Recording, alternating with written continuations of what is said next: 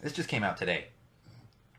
And before I really get into this, I would encourage everyone out there, I don't care, male, female, sports fan, non sports fan, because this is slightly sports based, slightly, not completely.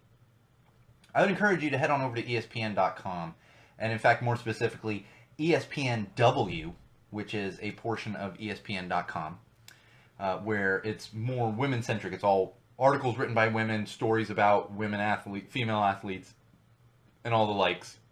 But definitely, specifically, check this out. And I'm going to tell you why. There is a writer, and also a personality.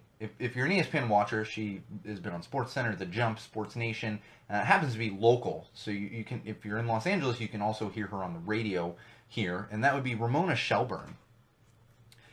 She's currently pregnant right now, like very pregnant, and she's a very well-respected writer in the sports industry. Like I said, respected personality. Her opinion is very much valued. Covers a lot of Los Angeles, but really the NBA and other things as well. They have her traveling. She put out this fantastic article. And the title of the article is "Why We Should Be Living Pregnancy and Motherhood Out Loud." This just came out today, and this one hit me. And in fact, I sent it to my wife, who was at her office at the time, and it hit her the same way. And I already knew if this is hitting me like this, and that's why I said Bridget needs. I mean, Chris should be reading this too. Bridget just absolutely needs to be reading this. If this is hitting me, this is going to hit any woman even more. And beyond that, even more, it's going to hit a pregnant woman, or a woman wanting to be pregnant, or a woman who has been pregnant and now has children. It's going to hit you. Not in a bad way, in a good way. But this is something important that really gets overlooked. And I have the utmost respect for Ramona Shelburne. She's often referred to as Momo, out here. I don't know her personally, but when she's on the radio and stuff, she's referred to as Momo. And I hear her quite a bit on the radio here. And she's talking about the stigma of pregnant women and mothers. And the reason it's on ESPN is because it starts out talking about female athletes who are mothers or who are pregnant. One of those examples being Serena Williams, who has turned into somewhat of a superhero. She's always been a superhero. She's always been a fantastic tennis player. But then she had a child and came back from having that child to still be an elite tennis player. And she also talks about some other female athletes, specifically Candace Parker, who won Rookie of the Year in the WNBA at 22 years old and got pregnant right after that. And she talked about her struggles with balancing being pregnant and success and your professional life. And that's why this is important, because we have put such a stigma on women and mothers, where it's automatically something that's talked about in a professional environment. You're pregnant. Yeah, you should talk about it. But why should that affect your work or how people perceive you? And we can all say, there's laws out there where you can't discriminate based on pregnancy. Can't discriminate based on gender, sexual preference. However, it happens. In fact, I've spoken with people, and I'm not going to give specific instances from my life. I've spoken with people that I know that that's happened. And that's why we need to continue breaking down the stigma. And we've gotten better over the years. I often talk about it on this podcast. I'm the primary caregiver for my daughter. My 21-month-old daughter. Now, my wife is very involved. My wife just happens to go to an office for 8 hours a day. Whereas I'm at home doing either this BS or taking care of my daughter. But we have so much more that needs to be broken down when it comes to this. And I want to say, we can all do better as a society. But the important thing to remember, and the important thing to keep in mind, and if you're a parent, you know this. But to me, parenting is the ultimate job. There's nothing more rewarding. And Ramona Shelburne talks about it in this article, and not her specifically, but getting quotes. I believe it was from Candace Parker. Talking about how you know love, and you know what love is. And if you're a parent out there, you can relate to this. Once you have a child, that definition of love takes on a whole new meaning. That's true unconditional love. That's what it is. I love my wife to death. I love her more than anything on the face of the earth. But it's not the same as the love I have for my daughter. for my child. You know? And I'm not saying it needs to be your biological child. For God's sake. I know my father has the same love for me. Not his biological son. And I think I want to go through here, because like I said, there's nothing more rewarding than being a parent, but I want to go through here and give you a couple quotes from this article. And this one's specifically from Ramona Shelburne. And I quote, "It feels weird to refer to having a child as a risk to one's career. We're talking about creating life here. Why the hell does your career even enter into that conversation? Yet for intensely competitive women who give so much of their focus and energy to their careers, that's how it feels." And I know that's how it feels. And I'm sure Bridget can attest to that too. Bridget is a working professional and has had 2 children. Another quote from here. And this one, and bear with me, this one's long, but I encourage you all to read the entirety of this article, but I wanted to make sure that these key points came out on the podcast itself. And I quote, "Pregnancy should always be something that enhances a woman's life. It should not be a condition she has to assure colleagues and bosses won't affect her too much. Of course it's going to affect her, and we know that. You know that. And that's what I'm going to get into once we get through this. Downplaying those challenges only serves to perpetuate the status quo in which any sort of personal issue is immediately seen as a drain on productivity. This isn't just a female issue either. And this is why it also hits for me. This isn't just a female issue either. I once worked with a male radio host who was back on the air less than a week after his wife gave birth.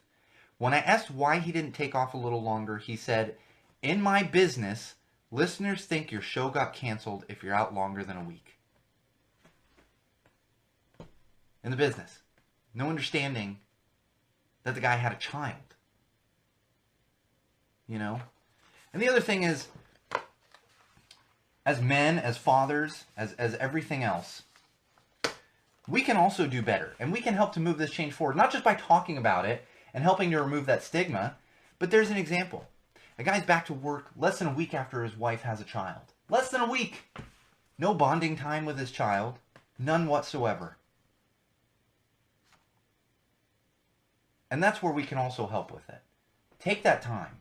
As a male, as a man, whatever it is, even as a female, if you're a same-sex couple and you know, you didn't have the child, your wife had the child, whatever, your partner, take that time to bond with your child. That's how we can also help remove the stigma. In fact, if you've been a long-time podcast listener, I did do an episode the week after my daughter was born. I did a couple episodes in there. Now, granted, that isn't me going into an office every day. That was me taking a little bit of time out while my daughter is sleeping and recording podcasts. But then I took 3 months off to move my family into a new home and to spend time bonding with my daughter. And in fact, and this is a quote from Chris Connolly, who is a longtime sports writer. "You know, we men can do a better job supporting our female colleagues by taking more time off when we become fathers, so it's not so pronounced when a woman goes on maternity leave." Right? Common sense. It's common sense. And, you know, I've told multiple friends. In fact, I recently, just in the past couple weeks, was talking to one of my friends whose wife is pregnant. Very pregnant. Due in early October. And I said the same thing to him that I've said to many other people. I said this to my wife when our daughter was first born. And even before that. I said, you know what? You only get this opportunity once. You only have a newborn once. I mean, for that particular one. If you have 5 kids, you have 5 opportunities, but it's not the same child. You don't get a redo with the second kid. The first kid, you missed all that time bonding with your newborn child. And I've told people, you know, you have paid family leave and maybe you have to take some time off work. Maybe you don't get a lot of paternity leave. But that's something you're never going to get back. Something that's never coming back to you. No matter how much money you make, you're never going to be able to go back in time and bond with your child during those precious first few months. And they are precious. No question they're precious. And I do want to leave you with this quote from Candace Parker. And again, I can't encourage you enough. Parent, non-parent, never going to have kids, single, married, whatever it is. This article is important. And I'm definitely going to share this link on the Twitter and on the Facebook and all that good stuff. And I'm going to leave you with this quote while we move on from the parenting section. This one was from Candace Parker, and I quote, "Then once I got over the initial announcement of her pregnancy, I was like, fuck it. This is the most important thing to me in my life. And if you're not happy for me, then you're not going to be a part of my life. Those who knew me knew it wasn't going to be the end of my career. Yes, it was going to be different, but it was never going to be the end."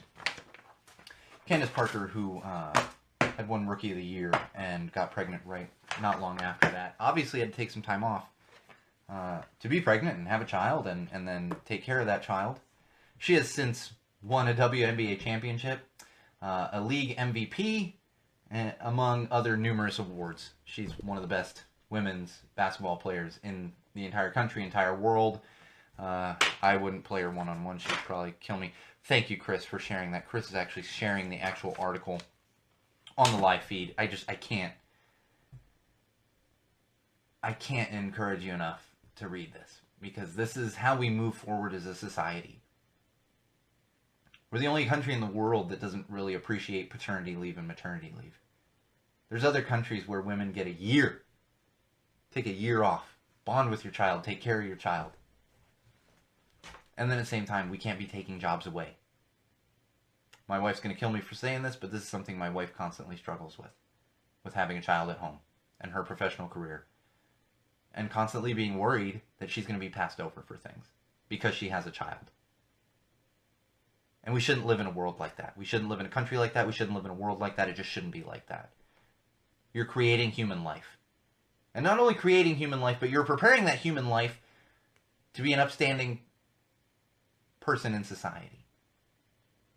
So you're telling me going straight back to work and having latchkey kids is the way to do it? No. That is not the way to do it. Let's do better.